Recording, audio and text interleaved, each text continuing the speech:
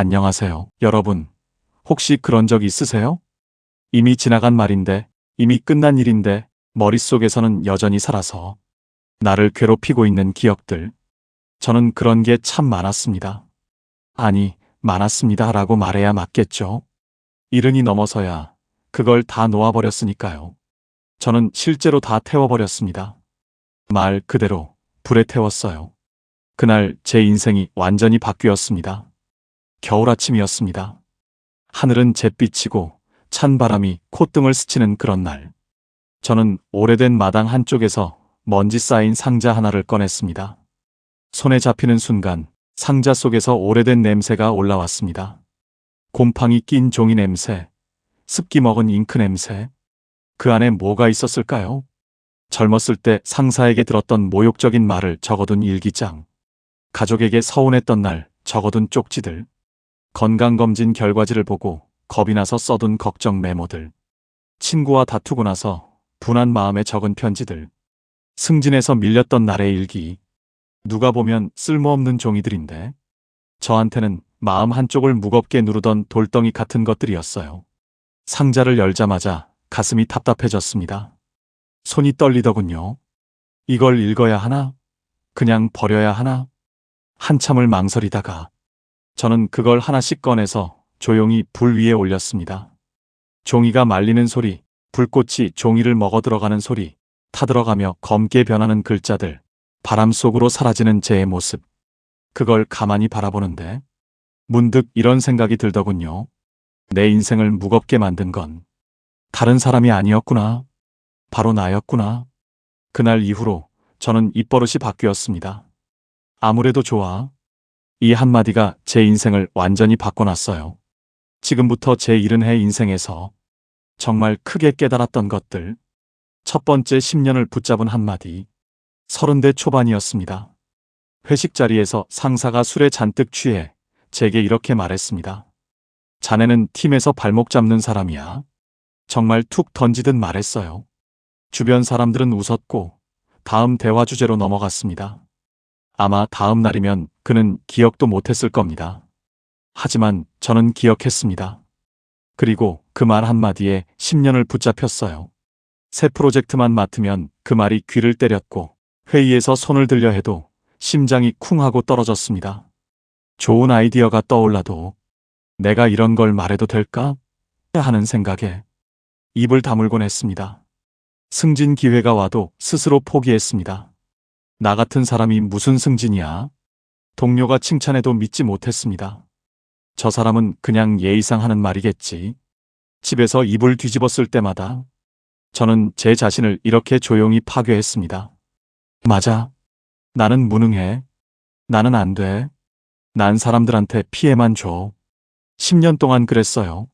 10년이면 아이가 초등학생이 되어 중학생이 되고 부부 사이의 애정이 변하고 사람의 인생이 완전히 달라질 수도 있는 시간입니다. 저는 그 10년 동안 제가 할 수 있는 일의 절반도 못했습니다. 제 가능성의 문을 스스로 닫아버렸던 거죠. 그러던 어느 날 그 상사를 우연히 만났습니다. 회사 앞 카페에서였어요. 서로 눈이 마주쳤고 저는 순간 심장이 멈추는 것 같았습니다. 그런데 그분이 환하게 웃으며 제게 다가와 말하더군요. 김대리, 오랜만이네. 그때 자네 덕분에 그 프로젝트 대박 났잖아. 지금도 우리 부서에서 자주 얘기 나와. 자네가 만든 그 시스템 아직도 쓰고 있어. 순간 제 머릿속이 하얘졌습니다. 10년 동안 저를 괴롭힌 그 말은 그 사람의 기억 속엔 존재조차 하지 않았던 겁니다. 오히려 그분 기억 속에는 제가 잘한 일들만 남아 있었어요. 저는 멍하니 서서 커피만 마시다가 집에 돌아왔습니다. 집에 돌아오자마자 거울을 봤습니다. 거울 속 제 얼굴에는 10년 동안 쌓인 미움, 분노, 자책이 주름처럼 깊게 새겨져 있었습니다. 그때 깨달았죠. 이건 내가 만든 감옥이구나. 그날 밤 저는 처음으로 조용히 말했습니다. 이제 아무래도 좋아. 그 말이 참 눈물 나더라고요. 10년 만에 처음 하는 해방이었으니까요. 여러분, 누군가의 말 한마디에 여러분의 10년을 주지 마세요. 그 사람은 아마 기억도 못할 겁니다. 두 번째 일어나지 않을 재난. 40대 중반이었어요. 회사에 구조조정 소문이 돌았습니다. 누가 누구한테 들었다는 이야기뿐이었죠. 공식 발표는 아무것도 없었어요. 확실한 것도 아니었습니다. 그런데 저는 2달 동안 지옥을 살았습니다. 해고될까봐 아내에게 뭐라고 말해야 할지, 대출은 어떻게 갚을지, 아이들 학비는 어떻게 할지, 부모님 병원비는 어떻게 할지. 머릿속은 온통 재난 영화였습니다. 잠을 자려고 누우면 더 끔찍한 상상들이 밀려왔습니다. 집을 팔아야 하나? 시골로 내려가야 하나? 아이들 전학을 시켜야 하나? 밤마다 땀이 흘러서 베개가 젖을 정도였고 머리카락도 한 움큼씩 빠졌습니다. 아내는 제가 큰 병에 걸린 줄 알았어요. 여보, 병원 가봐. 뭔가 이상해. 하지만 저는 말할 수가 없었습니다. 회사 일도 손에 안 잡혔고 주말에도 가족과 있으면서 머릿속으로는 끊임없이 최악의 시나리오를 그렸습니다. 2달이 지나고 발표 날이 왔습니다. 그날 아침 저는 손이 떨려서 커피를 제대로 마시지도 못했습니다. 오후 2시 명단이 발표됐습니다. 천천히 스크롤을 내리며 제 이름을 찾았습니다. 명단에 제 이름은 없었습니다. 2달 동안 제가 밤새워 괴로워하던 그 재난은 머릿속에만 존재했던 겁니다. 그 순간 허탈함과 동시에 화가 났습니다. 저 자신에게요. 나는 지난 2달 동안 뭘 한 거지? 가족과 함께 있었지만 함께 있지 않았고, 일을 했지만 제대로 하지 못했고, 살아있었지만 살아있지 않았어. 그런데 더 웃긴 일이 뒤에 벌어졌어요. 3년 후에 제가 스스로 회사를 그만두었습니다. 더 좋은 기회가 와서요. 제가 그렇게 붙잡고 있던 그 자리를 결국 제 발로 떠났습니다. 그때 저는 확실히 깨달았어요. 미래에 대한 걱정의 대부분은 일어나지 않는다. 설령 일어난다 해도 생각보다 약하다. 그리고 내가 생각하는 최악이 실제로는 새로운 시작일 수도 있다. 여러분, 아직 오지도 않은 일 때문에 오늘을 망치지 마세요. 오늘은 다시 오지 않습니다. 정말 아까운 일입니다. 3번째, 존재하지 않는 시선. 저는 그림을 참 좋아했습니다. 어릴 때 학교 끝나면 조용히 혼자 스케치북에 풍경을 그리던 그런 아이였어요. 선생님이 재능이 있다고 칭찬해 주셨고 친구들도 제 그림을 좋아했습니다. 하지만 중학교 올라가면서 그림을 그만뒀습니다. 아버지가 말씀하셨거든요. 그림 그려서 뭐 먹고 살래? 공부나 열심히 해. 그렇게 붓을 놓았습니다. 그리고 40년이 흘렀습니다. 50 넘으니 다시 그림을 배우고 싶더군요. 퇴근길 문화센터 앞을 지나가면 창문 너머로 사람들이 그림 그리는 모습이 보였어요. 너무 좋아 보였습니다. 하지만 10년 동안 시작도 못했습니다. 이 나이에 그림? 사람들이 뭐라고 할까? 애들이 창피해하면 어떡하지? 동료들이 알면 비웃지 않을까? 저는 존재하지도 않는 사람들의 시선 때문에 제 인생에 10년짜리 구멍을 낸 겁니다. 60이 넘어 드디어 용기 내서 문화센터에 등록했습니다. 첫 수업 가는 날, 손이 덜덜 떨릴 정도로 긴장했어요. 복도를 걸어가는데 심장이 터질 것 같았습니다. 다들 나를 쳐다보면 어떡하지? 문을 열고 들어갔습니다. 그런데 아무도 저를 쳐다보지 않았습니다. 다들 자기 그림에만 집중하고 있었어요. 강의실 안에는 70 넘은 할머니가 세상 편안한 표정으로 그림을 그리고 있었고, 제 또래 아저씨도 있었고 20대로 보이는 젊은 여성도 있었습니다. 쉬는 시간에 그 할머니와 차를 마시며 제가 조심스럽게 물었습니다. 이 나이에 그림 그리는 거 부끄럽지 않으세요? 그분이 활짝 웃으며 이렇게 말했어요. 아이고, 아저씨, 남이 뭐라 하든 아무래도 좋아요. 남이 우리 인생 살아주는 것도 아닌데 나는 이거 하는 게 좋은데 왜 못해요? 그 말이 제 가슴을 쿵 하고 때렸습니다. 정말 그랬습니다. 10년 동안 저를 막은 건 실제로 누가 뭐라고 한 게 아니었어요. 제 머릿속에 있는 보이지 않는 심판관들이었습니다. 그리고 더 놀라운 건 1년 후 집에 걸어둔 제 그림을 보고 딸아이가 말하더군요. 아빠, 진짜 멋있다. 나 이런 아빠 너무 자랑스러워. 나도 나중에 나이 들어서 하고 싶은 거 도전하는 사람 될래? 그때 알았습니다. 남들은 우리에게 정말 아무 관심 없습니다. 다들 자기 인생 사느라 바빠요. 그리고 우리를 진짜 사랑하는 사람들은 우리가 뭘 하든 응원해 줍니다. 지금 저는 일주일에 2번 그림을 그립니다. 여행 가서도 스케치북을 챙겨가요.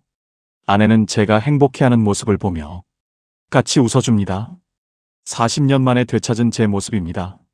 4번째 이야기 바꾸려 하지 말고 인정하라. 아들이 고등학교 마지막 해였어요. 어느 날 밤 그 아이가 조심스럽게 방문을 두드리더니 거실로 나와 앉았습니다. 한참을 머뭇거리다가 말했습니다. 아빠 나 음대 가고 싶어. 저는 바로 화부터 냈습니다. 음악? 그걸로 어떻게 먹고 살래? 너 지금 장난해? 현실 좀 봐라. 아빠 말 좀 들어. 아들은 더 말하지 못하고 방으로 들어가 버렸습니다.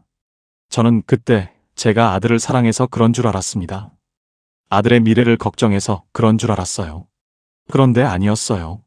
제가 불안했기 때문에, 제가 두려웠기 때문에 그 불안을 아들에게 떠넘긴 거였습니다. 그 뒤로 2년을 싸웠습니다. 집안 분위기는 얼음장이고 애는 방에 들어가 문 걸어 잠그기 일쑤였어요. 밥상에서도 말이 없었습니다. 저는 아들이 제 말을 들을 때까지 계속 설득하려 했습니다. 때로는 부드럽게, 때로는 화를 내며 내가 나중에 후회할 거야. 아빠는 다 겪어봐서 아는데 세상이 그렇게 호락호락하지 않아. 그리고 어느 날 밤 아들이 제 방으로 와서 울면서 말했습니다. 아빠는 내가 행복한 거 본 적 있어요? 내가 뭘 좋아하는지 알아요? 내가 피아노 앞에 앉았을 때 얼마나 행복한지 아세요? 아빠는 나한테 관심이 없는 것 같아요. 아빠가 원하는 내가 되길 바라는 것 같아요. 그 말에 저는 아무 말도 할 수 없었습니다. 정말 한마디도. 저는 아들이 뭘 좋아하는지, 무슨 꿈을 꾸는지, 무엇을 할 때 눈빛이 반짝이는지 단 한 번도 진심으로 물어본 적이 없었거든요. 그날 밤 저는 혼자 거실에 앉아 한참을 울었습니다. 내가 잘못했구나. 정말 잘못했구나. 다음 날 아침 저는 아들 방문을 두드렸습니다. 그리고 말했습니다. 미안하다. 아빠가 정말 잘못했어. 내 인생은 내가 살아라. 아빠는 뭘 하든 응원할게. 아들이 울었고 저도 울었습니다. 그날 이후 신기하게도 우리 사이가 서서히 풀렸습니다. 지금 아들은 30이 넘었고 평일엔 직장 다니고 주말마다 밴드 활동하면서 진짜 행복하게 지냅니다. 가끔 공연하면 저와 아내가 가서 봅니다. 무대 위에서 빛나는 아들을 보면 가슴이 벅차오릅니다. 저는 그걸 보며 배웠습니다. 사랑한다는 이유로 사람을 바꾸려 들지 마라. 있는 그대로 인정하는 순간 비로소 사랑이 시작된다. 5번째 이야기 실패가 선물이 되는 순간 40 초반 저는 큰 사업을 시작했습니다. 친구와 함께 시작한 작은 제조업이었어요.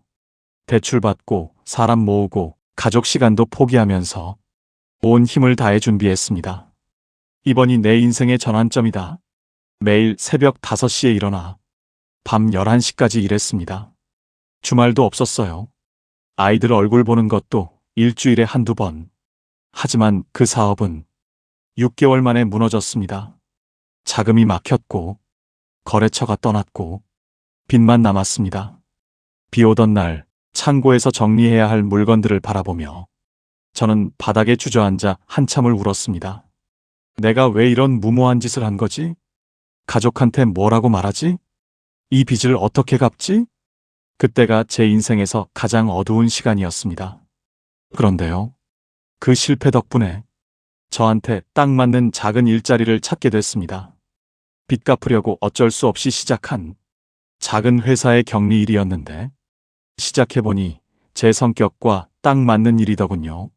숫자를 다루는 것도 좋았고 조용한 사무실 분위기도 좋았고 정시 퇴근해서 가족과 저녁 먹는 것도 좋았습니다. 만약 그때 큰 사업이 성공했다면 저는 지금보다 훨씬 스트레스 많고 평온하지 못한 삶을 살고 있었을 겁니다. 아내도 비슷했습니다. 젊었을 때 교사가 되려고 임용고시를 5번 봤지만 다 떨어졌습니다. 매번 떨어질 때마다 세상이 무너지는 것 같았대요. 아내는 그때를 이렇게 표현합니다. 내가 원하는 게 계속 안 되니까 내가 쓸모없는 사람 같았어. 그런데 그 덕분에 작은 출판사에 들어갔고 거기서 저를 만났고 책을 사랑하게 됐고 지금은 작은 서점을 운영하며 누구보다 행복해합니다. 아내가 가끔 말합니다. 그때 교사 됐으면 당신도 못 만났고 지금 내가 좋아하는 이 일도 못했을 거야. 떨어진 게 정말 다행이야. 그 말 들으면 참 신기하죠. 막힌 길이 다른 길을 열고 실패가 우리를 진짜 가야 할 곳으로 데려옵니다. 인생을 뒤돌아보면 그때는 재앙 같았던 일들이 지금의 행복을 만든 발판이었습니다. 6번째 이야기 감정은 흘려보내라. 70 넘어서 손자를 봤습니다. 그 아이가 제 인생의 새로운 기쁨이 됐어요. 어느 날 손자가 학교에서 괴롭힘을 당했다는 얘기를 들었습니다. 같은 반 아이가 손자를 밀쳤고 손자 가방을 던졌다고 합니다. 저는 순간 머리끝까지 화가 났습니다. 손이 부들부들 떨렸어요. 당장 학교 가서 따져야지. 그의 부모한테 가서 말해야지. 어떻게 감히 우리 손자를 코트를 입으려고 일어서는데. 아내가 제 손을 잡고 말했습니다. 하루만 참아봐요. 내일도 똑같은 마음이면 그때 가요. 지금 당신 표정 보면 무섭네요. 그 말에 저는 겨우 마음을 눌렀습니다. 하지만 그날 밤 잠을 이루지 못했어요. 계속 화가 났습니다. 다음 날 아침 기분이 정말 많이 가라앉아 있었습니다. 어제의 분노는 잔잔한 걱정으로 바뀌어 있었어요. 그래서 손자와 천천히 이야기했습니다. 할아버지한테 정확히 무슨 일이 있었는지 말해줄래? 손자가 말했습니다. 알고 보니 그 친구와 손자가 축구 시합 중에 서로 부딪혔고 흥분해서 그랬던 거였습니다. 그리고 그 친구가 먼저 사과를 했다고 합니다. 만약 제가 전날 감정대로 학교에 쳐들어갔다면 괜히 일을 크게 만들었을 겁니다. 손자가 더 창피했을 거고 다른 아이도 상처받았을 겁니다. 결국 선생님과 조용히 상의해서 두 아이가 서로 이해하고 화해했습니다. 그때 깨달았어요. 감정은 강물이다. 흘려보내면 길이 나고 막아두면 썩는다. 화가 나거나 슬프거나 불안할 때 바로 행동하면 안 됩니다. 하루만 기다려보세요. 대부분의 감정은 시간이 지나면 진정되고 달라집니다. 7번째 이야기 놓아주는 것이 사랑이다. 30년 함께 산 아내를 먼저 떠나보낸 친구가 있습니다. 이름은 영수라고 하겠습니다. 그 친구는 2년 동안 매일 묘지에 갔습니다. 비가 오나 눈이 오나 하루도 빠짐없이요. 영수네 집에 가보니 아내 옷이 그대로 옷장에 걸려 있고 아내가 쓰던 컵도 식탁에 그대로 놓여 있고 심지어 아내가 보던 안경도 침대 옆 탁자 위에 그대로였습니다. 이걸 정리하면 아내를 버리는 것 같아서 그렇게 말하는 친구를 보며 저는 마음이 아팠습니다. 하지만 함부로 말할 수가 없었어요. 몇 달이 지나고 친구가 많이 수척해졌습니다. 제대로 먹지도 않고 밤에 잠도 못 잔다고 했어요. 어느 날 조심스럽게 말했습니다. 영수야, 이건 버리는 게 아니야. 아내를 편히 쉬게 해주는 거고, 그리고 자네도 살아야지. 친구는 한참을 울었습니다. 그리고 말했습니다. 나도 알아. 근데 무서워. 이걸 정리하면 정말 아내가 완전히 떠난 것 같아서. 아니야. 아내는 자네 마음속에 있어. 옷장에 있는 게 아니라. 한 달 후, 친구는 천천히 정리를 시작했습니다. 아내 옷을 필요한 사람들에게 기증하고, 방을 환기하고, 새 이불을 깔고, 창문을 열었습니다. 그때부터 친구 표정이 살아났습니다. 목소리도 밝아졌어요. 다시 친구들을 만나기 시작했고, 산책도 다니기 시작했습니다. 아내가 날 보고 웃는 꿈을 꿨어. 이제 괜찮다고, 잘 살라고. 그 모습을 보며 깨달았습니다. 붙잡는 게 사랑이 아니라 따뜻하게 기억하며 놓아주는 것이 사랑이다. 사람도 마찬가지입니다. 너무 꽉 잡으면 숨 막히고 적당히 여유를 줄 때 오히려 더 가까워집니다. 8번째 이야기 관계의 계절. 20살 때 형제처럼 지내던 친구가 있었습니다. 매일 붙어 다니고 밤새 이야기하고 평생 함께할 줄 알았죠. 우리 환갑되어서도 같이 살자. 그런 말까지 했습니다. 그런데 30이 되니 자연스럽게 멀어졌습니다. 가정이 생기고, 각자 바빠지고, 연락이 뜸해지고, 처음엔 죄책감도 들었습니다. 내가 우정을 소홀히 한 건가? 내가 나쁜 친구인 건가? 억지로 연락도 해봤습니다. 우리 언제 만나? 하지만 어색했어요. 대화도 예전 같지 않았습니다. 그런데 70이 넘은 지금은 확실히 압니다. 관계는 계절처럼 변한다는 것. 어떤 관계는 평생 가고 어떤 관계는 한 계절만 스쳐 지나갑니다. 그리고 그 모든 관계에는 그 나름의 의미가 있습니다. 그 친구는 제 20대에 꼭 필요한 사람이었습니다. 그 시절 우리는 서로에게 힘이 됐어요. 하지만 30대 이후로는 우리에게 다른 사람들이 필요했던 겁니다. 지금은 40대에 만난 친구들과 60이 넘은 지금도 한 달에 한 번 함께 산을 오릅니다. 우리는 서로의 늙어가는 모습을 지켜보며 함께 나이 듭니다. 반대로 30년 알고 지낸 직장 동료와는 연락이 완전히 끊겼습니다. 이건 누구의 잘못도 아닙니다. 사람이 변하고, 상황이 변하고, 삶의 계절이 바뀌는 거죠. 그걸 인정하는 게 어른이 되는 겁니다. 억지로 붙잡을 필요도 없고, 떠나보낸 것에 죄책감 가질 필요도 없습니다. 마지막 이야기 아무래도 좋아. 70이 넘어서 확실히 알게 됐습니다. 진짜 중요한 건 많지 않다. 과거의 상처? 아무래도 좋아요. 그 사람들은 기억도 못합니다. 미래의 걱정? 아무래도 좋아요. 오면 그때 해결하면 됩니다. 남의 시선? 아무래도 좋아요. 남들은 우리한테 관심 없어요. 바꾸기 힘든 사람? 아무래도 좋아요. 있는 그대로 인정해 주세요. 떠난 관계? 아무래도 좋아요. 감사히 보내주세요. 실패한 일? 아무래도 좋아요. 그게 우리를 더 좋은 곳으로 데려갑니다. 아무래도 좋아. 이 한마디가 저를 자유롭게 만들었습니다. 이건 포기가 아닙니다. 이건 체념이 아닙니다. 오히려 가장 적극적인 선택입니다. 나를 괴롭히는 것들에게 더 이상 에너지를 주지 않겠다는 선택. 진짜 중요한 것들에만 집중하겠다는 선택입니다. 여러분도 한번 조용히 말해보세요. 아무래도 좋아. 그 순간 여러분은 진짜 자유로워질 겁니다. 일은 해 살아보니 확실합니다. 인생은 우리가 붙잡은 것들로 무거워지고 놓아준 것들로 가벼워진다. 오늘부터 하나씩 놓아보세요. 10년을 괴롭힌 말 한마디, 일어나지도 않을 걱정들, 존재하지 않는 남의 시선, 바꾸려고 애쓰는 누군가, 이미 지나간 실패, 흘러가는 감정들, 떠난 사람들. 하나씩 조용히 놓아주세요. 그러면 인생이 달라집니다. 정말입니다. 제가 70해 살아서 여러분께 확실히 말씀드릴 수 있습니다.